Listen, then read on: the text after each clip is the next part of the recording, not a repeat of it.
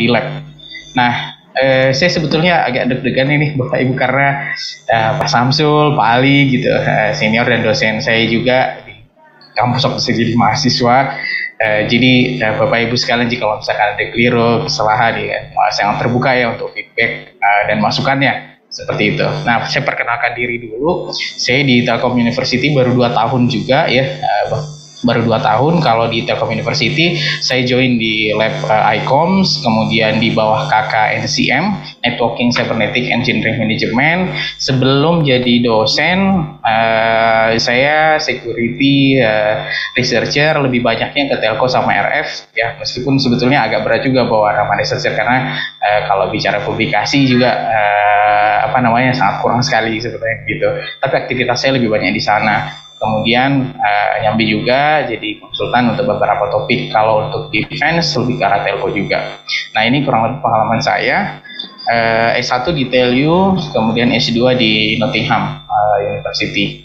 Nah, ini kontak yang bisa saya dihubungi jika ingin sharing atau berbagi gitu. Nah, saya akan bagi beberapa outlines ya untuk pembahasan atau sharing yang akan saya bawakan pada siang hari ini. Itu mulai dari open cellular ya, dari 2G sampai ke 5G, kemudian akan menyinggung sedikit open RAN gitu ya, karena setahu saya yang ke DRK ada juga ya yang open RAN. Jadi saya berekspektasinya sepertinya teman-teman atau Bapak Ibu yang sudah hadir pada hari ini sudah sedikit familiar ke arah sana. Kemudian yang ketiga saya akan sampaikan mengenai open cellular 5G. Ya, salah satunya ya ini open air interface, kebetulan ini yang kami pakai. Kemudian hasil eksperimen dari kami di salah satu proyek yang juga didanai lewat program KDRK. Jadi ada 5G, ada eksperimen terkait dengan 5G. Kami sebutnya dengan nama proyeknya 5G Open Run ya, diketahui oleh Pak Khairul Anwar. 5G Merdeka Open Run ya. Nah, progres terakhirnya itu adalah eksperimen dengan komersial core network begitu. Masih jauh sebetulnya dengan standar industri ya di telco di 5G, tapi menurut saya ada opportunity di sana begitu ya, baik dari eksperimen maupun kondisi yang dalam tanda kutip serba open hari ini. Nah, kalau kita bicara open cellular Bapak Ibu sekalian, saya masih ingat juga waktu awal-awal kuliah ya, itu pertama kali muncul terminologi Open BTS ya, Open BTS. Jadi meskipun tidak begitu jadi game changer ya, jadi orang membayangkan dahulu kalau misalkan kita mau membangun infrastruktur telekomunikasi seluler ya lebih tepatnya, maka yang saya perlukan adalah harus membeli infrastruktur yang mahal-mahal itu, misalkan seperti itu ya, yang ada di vendor begitu, tanpa perlu saya membuat, karena membuat itu sangat menyulitkan. Kenapa? Karena memang kalau bicaranya di industri telco, dia kan termasuk yang close ya, jadi orang vendor itu bikin produk, misalkan bikin base station, bikin RAN-nya, itu kan source code-nya, codingannya, kalau PCB boardnya itu kan tidak pernah dibuka. Ya, jadi betul-betul sistemnya itu tertutup. Nah, sampai akhirnya berdasarkan eksperimen beberapa orang, coba dibuatlah, kita bikin yuk standar kita bikin teknologi sendiri yang sesuai dengan standar yang ada di seluler.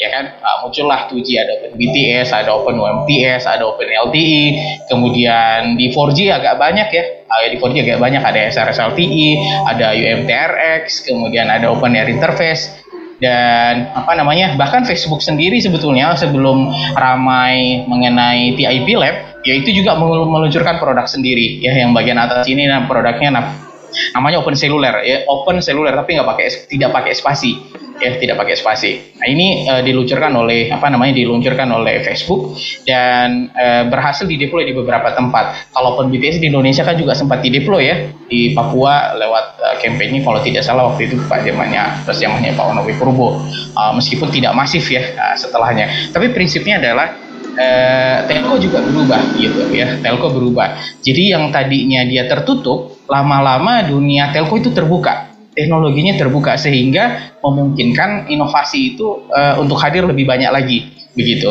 ya. Bahkan ya kalau kita bicaranya apakah ada yang sampai komersil, ada untuk kasus kayak OpenBTS yang sampai hanya bisa sampai GPRS itu di Meksiko.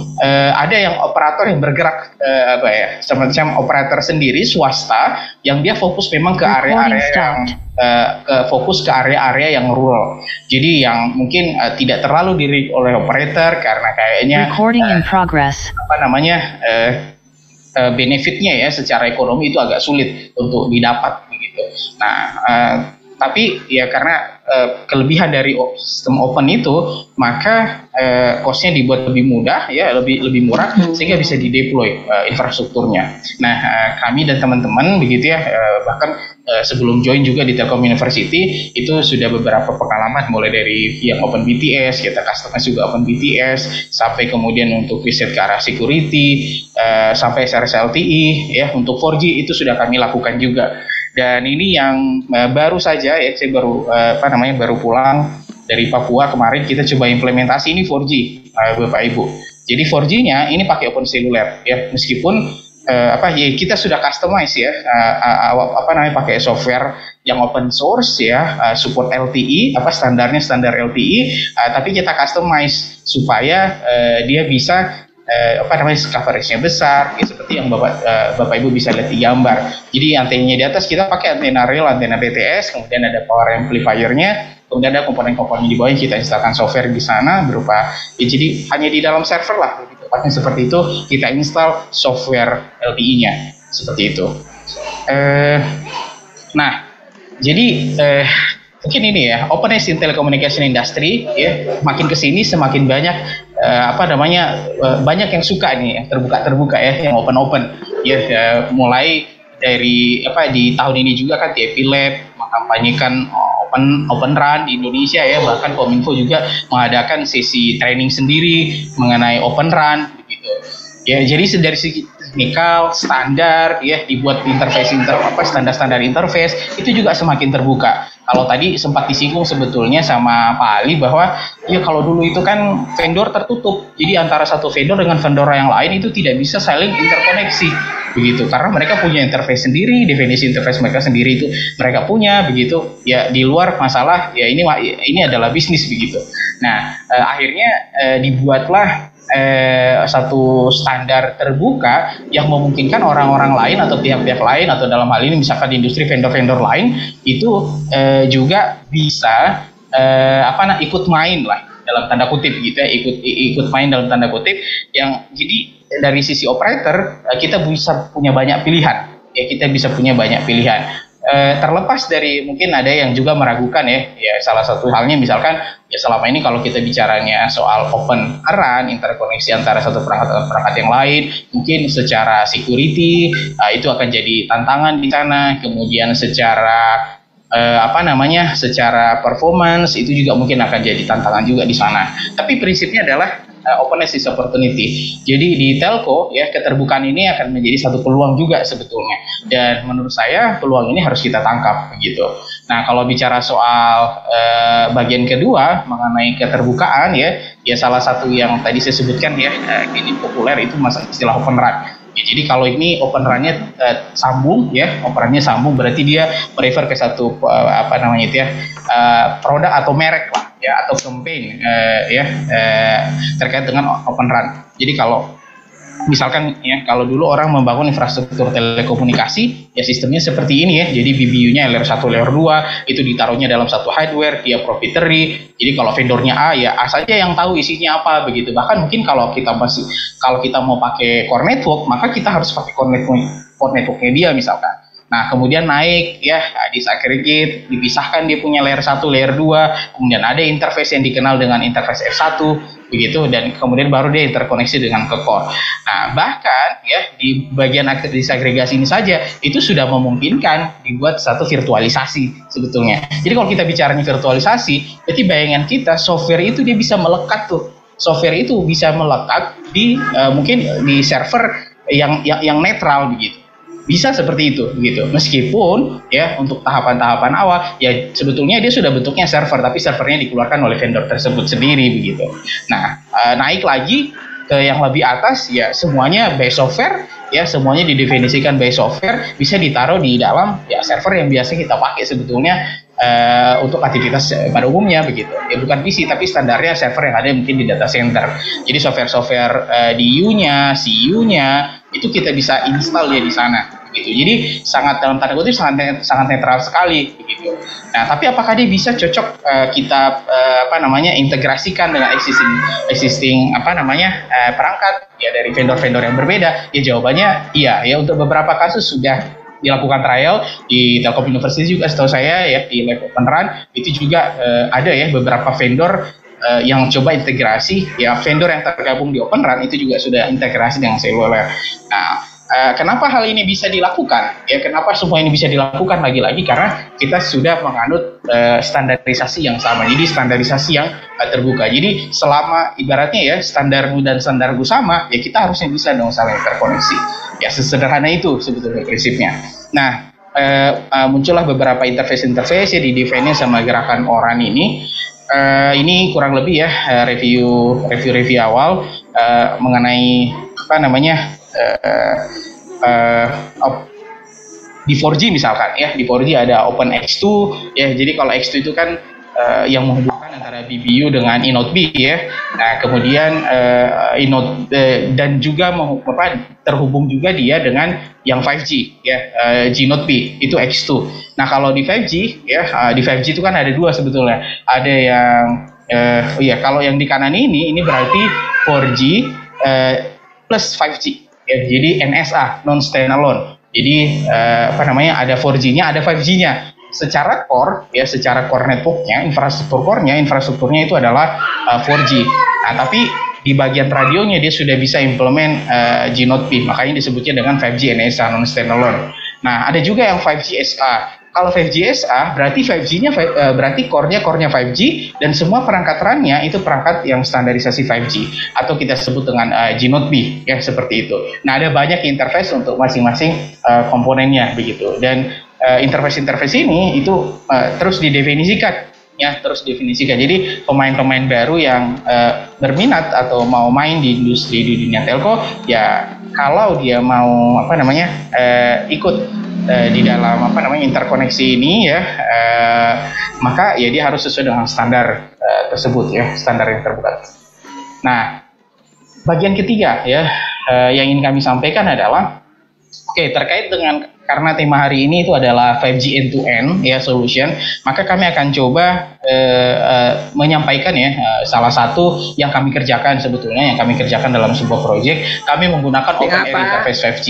Jadi ini adalah software yang comply dengan 3GPP standar ya, baik LTE maupun ke 5G ya. Bahkan untuk LTE ke 5G-nya juga dia sudah ongoing ya, sedang di-develop sampai rilis 15-16 begitu. Nah, jadi dia support 3GPP standar mulai eNodeB, GNodeB-nya, UN, RUA, termasuk core network-nya, baik core network 4G dan 5G. Makanya kami pilih ini untuk jadi platform kami untuk eksperimen di 5G seperti itu.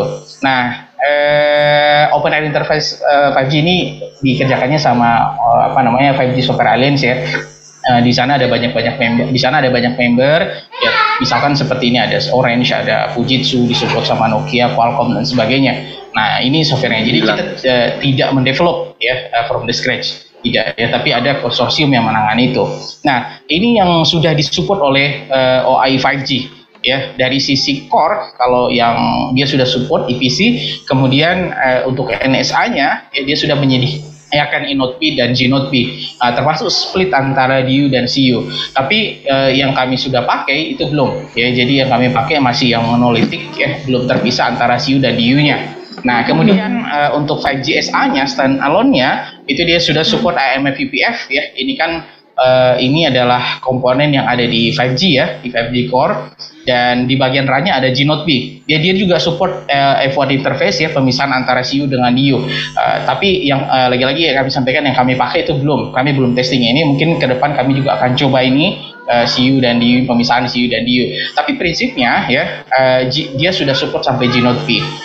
Jadi sudah bisa terhubung dengan dengan perangkat UI ya, dengan perangkat UI. Nanti kami akan sampaikan. Nah, kalau kita bicaranya 5G, Open Air Interface 5G, ya sejauh mana kemampuannya dia? Kemampuannya dia terakhir sampai rilisnya itu dia support NSA ya, jadi memungkinkan kita setup sendiri, kita punya lab yang support dengan 5G infrastructure. NSA ada, kita harus sediakan InnoDB-nya, kita bisa pakai InnoDB-nya, kita bisa menggunakan EPC-nya, termasuk bisa menggunakan GNODB-nya, dan sudah disediakan platform X2 connection-nya ya antara InnoDB sama GNODB, sehingga kita memungkinkan untuk mendapatkan service NSA. Nah, begitupun di SA ya, di SA itu juga sudah bisa sampai dapat data akses. Meskipun secara performance ya, belum bisa kita katakan bahwa wah ini 5G nih begitu, karena ya tadi kan kalau sama Pak Ali disampaikan kan ada 3 ya utama yang jadi objektif ya dari 5G. Salah satunya itu kan broadband. Kalau broadbandnya bahkan di state sampai gigabit per second dia punya throughput begitu misalkan. Nah, itu belum sampai di situ. Tapi secara protokol, secara secara standar ya dia sudah memenuhi yang 5G sebetulnya by software.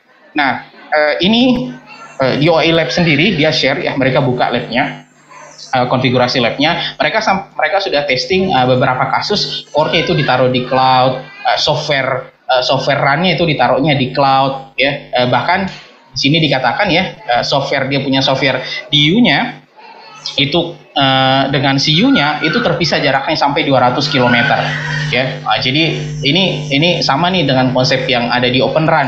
Jadi kita di mana pada infrastruktur kita meletakkan CU itu jauh sekali dengan DU begitu ya. Kalau ada yang ikut trainingnya mungkin masih ingat gambarnya, kadang-kadang dia ditaruh tuh di satu tempat, kadang-kadang CU-nya itu dipisahkan sangat jauh sekali begitu. Nah, di mana mereka diinstal? Bagaimana mereka diinstal? Bagaimana mereka di setup? Ditaruhnya di cloud, mungkin di sana pakai kontainer, monitoringnya pakai persis kayak monitoring software kekinian lah, gitu. Pakainya Kubernetes ya, Docker. Ya. Jadi ibarat kata mungkin kalau kita bilangnya sekarang itu software juga ikut melahap telco begitu. Jadi apa yang ada di telco ya itu sekarang mengarah semuanya itu bisa disoftwareisasikan lah ya, seperti itu. Nah, itu itu terkait dengan Open Interface 5G ya, dan telco secara umum. Dan ini salah satu lab ya, implementasi dari OAI juga. Mereka eksperimen 5G run dengan edge computing itu di San Diego ya. Ada ya, kalau kita perhatikan ada rack servernya itu isinya di dalam ada Red Hat, kemudian nanti dia install core-nya di sana ya, kemudian ada RU-nya, jaraknya jauh ya. Nah, ini salah satunya. Ada banyak lagi eksperimen yang lain, termasuk di kami juga eksperimen kami masih sederhana ya, tapi itu sudah bisa merepresentasikan bagaimana 5G SA itu bekerja.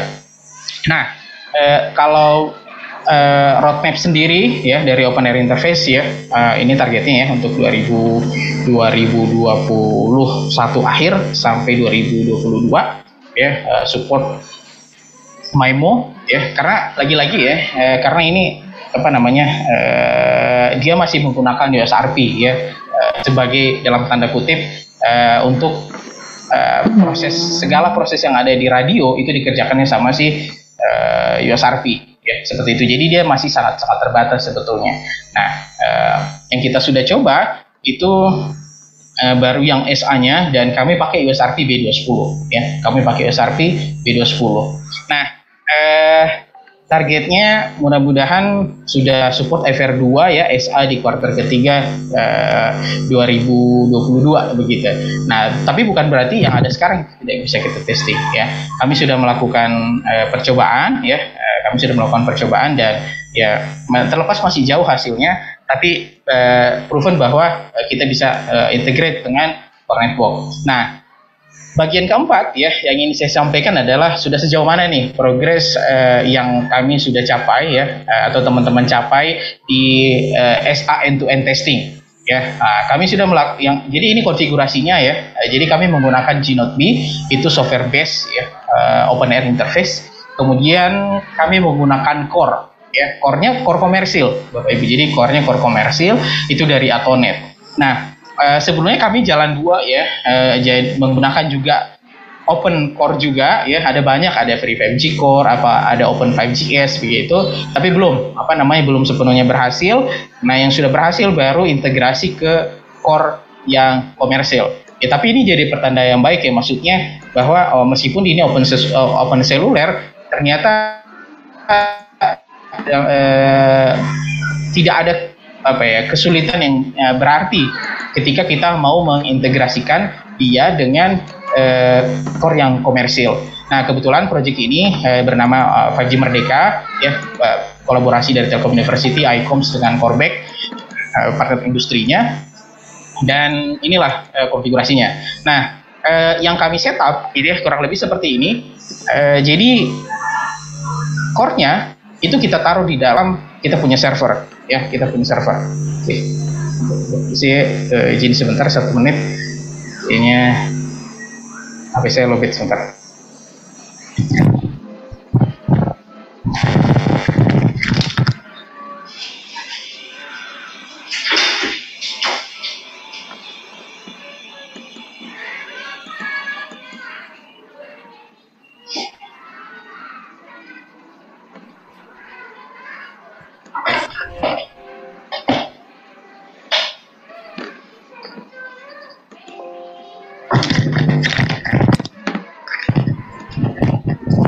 Oke, kemudian jadi kami setup kita punya software software core network itu di server ya, servernya pakai Dell.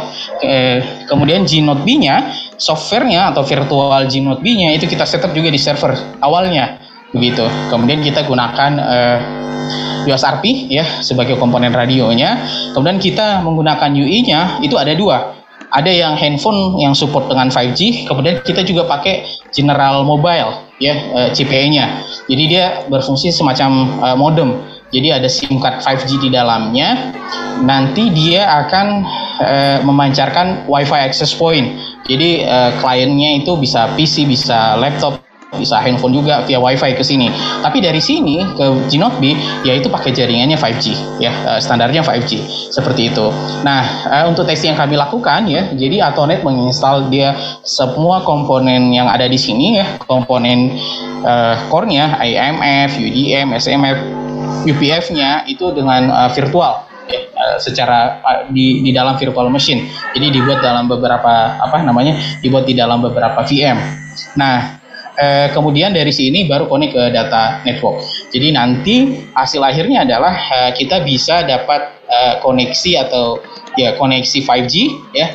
Kita bisa dapat koneksi 5G dari G-Node B yang kita install di sini ya. Sinyalnya dapatnya dari mana? Yang dipancarkan oleh USRP. Dan interface yang ada di G-Node B ya, baik N1 dan N2 itu kita konekkannya ke core yang kita punya di sini ya, di dalam sini ke IMF ya, ke IMF. Jadi bukan lagi core-nya EPC, bukan core yang di 4G tapi core-nya di 5G. Nah, kemudian ada problem ya waktu itu ketika kita install ini ya di server, akhirnya kita ganti, kita gunakan laptop dan hasilnya jauh lebih baik seperti itu. Nah, ini contohnya ya. Jadi kita menggunakan General Mobile ya, waktu itu mungkin mudah-mudahan terlihat ya. Jadi ketika kita scan apakah sinyal 5G-nya sudah apa atau tidak, nanti dia akan menentukan sendiri ya. Nah, di sini sudah muncul ya di bagian atas Atonet 5G Core, dia punya MCC MNC, kemudian tipe datanya 5G ya, tipe datanya 5G. Jadi memang UI ini support dengan 5G. Sebetulnya ada 3 ya, kami coba juga dengan Quectel ya, tapi Quectel akhirnya tidak bisa kita pakai karena dia kunci jadi di blok ya, dia di blok ya, mungkin karena kebijakan masalah IMEI ya. Jadi perangkatnya kan punya IMEI. Nah, jadi dia di blok untuk di Indonesia ya. Jadi ketika kita mau ganti MCC-MNC itu tidak bisa. Nah, jadi ini tapi di General Mobile itu tidak ada masalah, kami bisa pakai General Mobile. Nah, SIM card-nya dari mana? SIM card-nya dari Atonet semuanya ya, SIM card-nya dari Atonet semuanya. Nah, SIM card-nya sudah disediakan di Atonet, jadi segala database yang ada di sisi user atau di sisi SIM card itu ditaruhnya di dalam sini, Nah, jadi kita pakai SIM card itu. Nah, ini kita testing juga di handphone. Kita testing juga di handphone. Nah, ini hasilnya. Dia sudah terdeteksi di ini saya lupa ini handphonenya apa ya. Tapi dia supportnya handphone 5G pokoknya. Nah, Realme atau apa gitu. Nah, mungkin lebih detail nanti mengenai reportnya akan ada seminar terpisah khusus untuk proyek ini 5G Kedareka. Cuman saya menyampaikan saja bahwa ya open cellular itu mungkin untuk kita buat karena banyak sekali platform open cellular yang tersedia di luar sana begitu. Nah, meskipun ya tidak bisa juga secara langsung di-compare dengan produk-produk yang misalkan ada di industri karena memang gapnya cukup jauh namanya juga di developnya dengan komunitas gitu.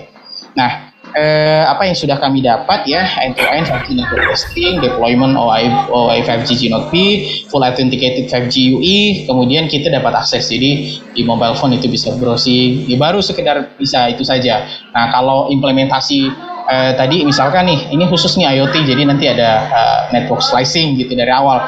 Nah, itu belum ada implementasi di sana, dari OI-nya juga belum ada. Jadi dalam tanda kutip kami hanya pakai software yang fitur rilis terakhir yang sudah disediakan oleh OAI. Nah, baru mungkin ke bagian terakhir kira-kira apa nih gap dan opportunity-nya kalau kita bicara 5G end-to-end solution. Pertama bahwa keterbukaan ini memberikan kita peluang misalkan di negara kita lah di Indonesia, keterbukaan meskipun mungkin kita terlambat dalam tanda kutip, jadi misalkan Open RAN saja Open RAN itu yang terbuka kan interface-nya sebetulnya kan, yang terbuka itu interface-nya, tapi perangkat-perangkat isi yang ada di dalam perangkat-perangkat yang join terhadap Open RAN itu kan kita tidak bisa buka, masih proprietary tapi interface-nya itu terbuka, makanya dia bisa interkoneksi antara satu vendor dengan vendor yang lain. Jadi secara interface mereka terstandarisasi tapi isi di dalamnya misalkan dia punya RAN itu kita tidak tahu, kita tidak bisa buka karena tidak dibuka begitu masih proprietary sebetulnya. Nah, jadi kalau kita bicaranya Open RAN jelas terbuka gitu. Nah, bagaimana dengan open cellular harusnya kalau kita bicara open cellular lebih dari sekedar interface-nya saja, lebih dari sekedar interkoneksinya, bahkan harusnya software hardware-nya juga bisa dibuka sehingga memberikan peluang untuk orang lain bisa develop begitu. Meskipun mungkin kalau secara cost mahal karena juga masih tahap development. Nah, cuman maksud saya tadi keterbukaan ini membawa peluang bagi kita, meskipun agak balapannya udah balapan dari kemarin-kemarin begitu. Balapannya belum kemarin. Kalau berandai-andai andai kata kita benar-benar menyiapkan diri dari sebelum-sebelumnya mungkin tadi problemnya mungkin masalah cost kalau di Indonesia mungkin kalau masalah skill kita punya, setahu saya ada beberapa industri-industri di Indonesia yang dulu beberapa tahun yang lalu kan pernah develop perangkat sendiri perangkat switch dan sebagainya, artinya mungkin secara skill kita juga bisa gitu.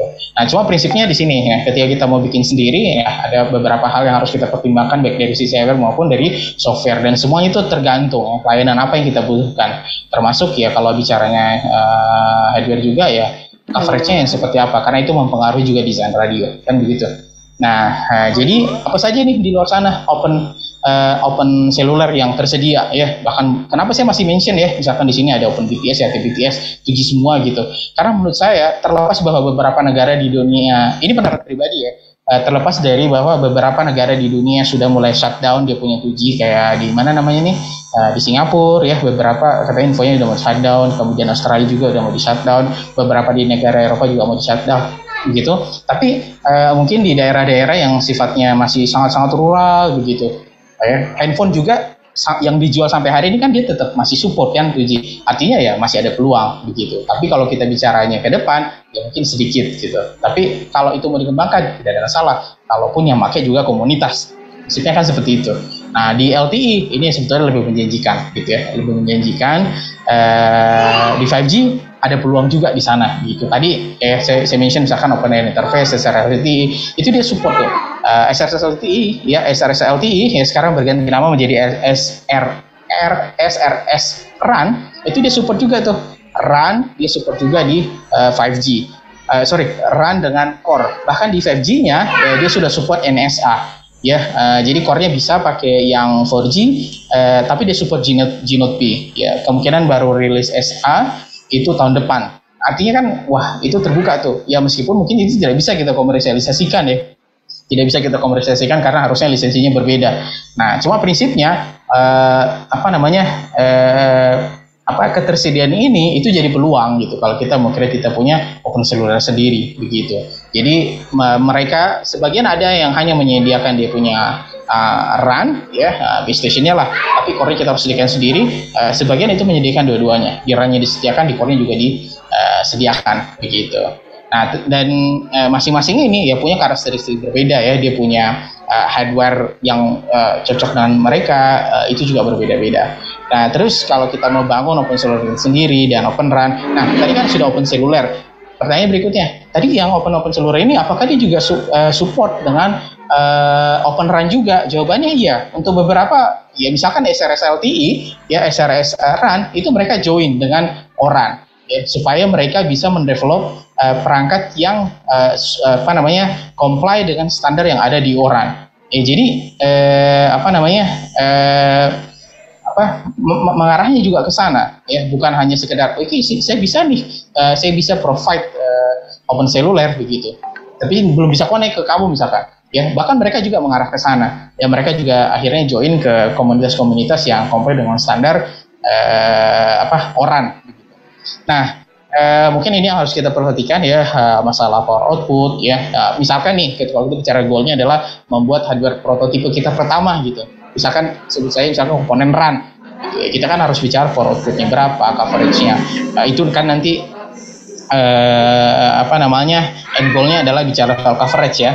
Nah, berarti kan kita butuh power amplifier karena selama ini kan memang developnya dengan SDR. Begitu, atau mungkin kita bisa pilih HSDR yang build up dengan power amplifier, meskipun kalau dia tidak customize dari awal biasanya memang harganya lebih mahal. Nah, yang kedua adalah ya bicara soal frekuensi. Ya, frekuensi ini secara teknikal dan secara regulasi ya, maksudnya kalau di Indonesia kan memang tidak dibolehkan ya kita menggunakan frekuensi seluler kalau kita tidak punya license. Nah, itu juga problem juga begitu.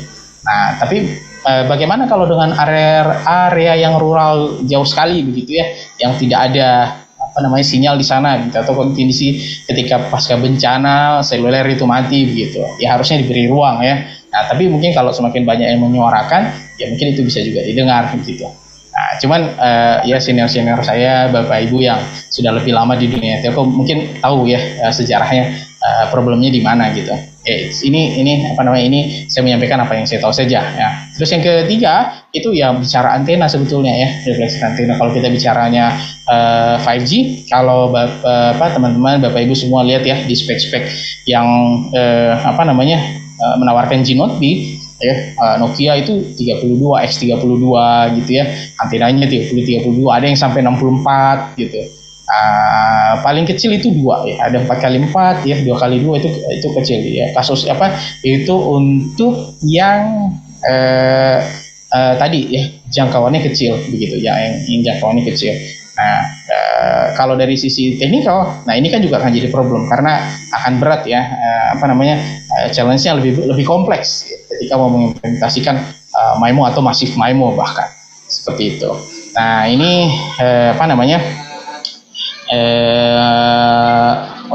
ini kurang lebih, ini saya ambil dari Google ya. Jadi ada USRP sebagai SDR-nya, kemudian dia taruh power amplifier-nya, kemudian mungkin ada antenanya ya. Jadilah private cellular network gitu. Terus ini ya, in open source we feel strongly that to really do something well you have to get a lot of people involved gitu ya. Kemudian open source development methodology, free software is social movement. Jadi banyak yang ada dua kubu kalau saya perhatikan di dunia telco kalau kita bicaranya masalah open cellular.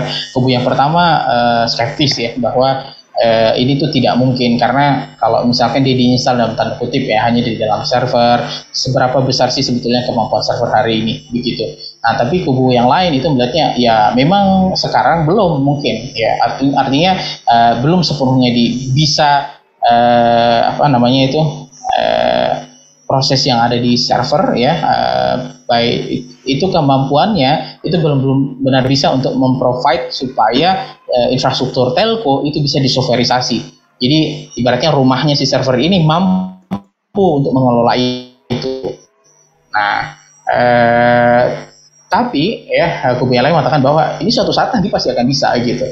Dulu kan kita juga tidak pernah membayangkan misalkan SSD itu sesuatu yang mahal dulu, tapi sekarang menjadi sesuatu yang biasa kan. Tapi kemampuannya sangat-sangat powerful misalkan. Dulu GPU untuk beberapa GPU dulu mahal sekali begitu. Tapi sekarang bahkan bisa dinikmati oleh dalam tanda kutip menengah ya untuk mining crypto misalkan. Nah, artinya